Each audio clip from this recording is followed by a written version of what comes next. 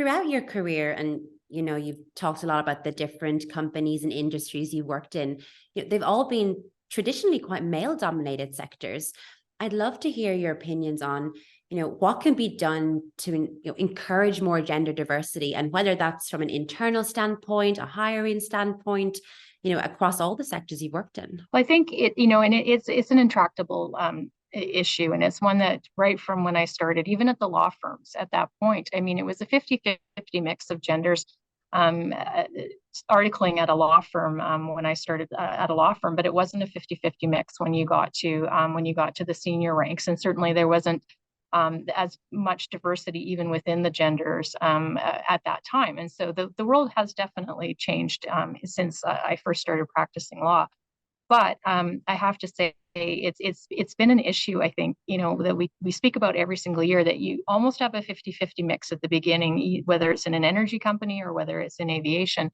And then by the time you get to the C-suite, you don't have that 50-50 mix. So where in that pipeline are we having challenges? And it's something that is different challenges depending on the industry. It's different challenges depending on the company within that industry. And it's something that I think we have to be really bespoke in terms of our solutions.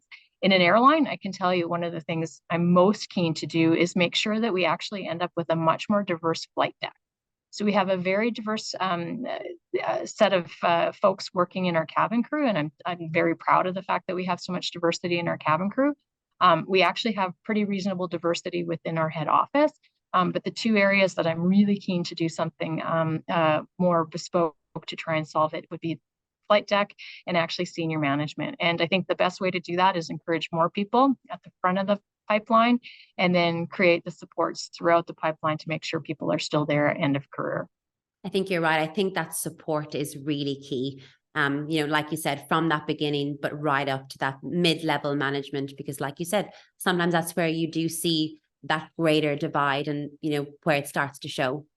Well, and I think too, sometimes that, what I hadn't appreciated earlier in my career that I've grown to really appreciate later in my career is the importance of peer support and actually having peers that you can speak through on various issues. And it becomes like in the flight deck, WestJet's very fortunate. 7% of our flight deck is women. That's double industry norms.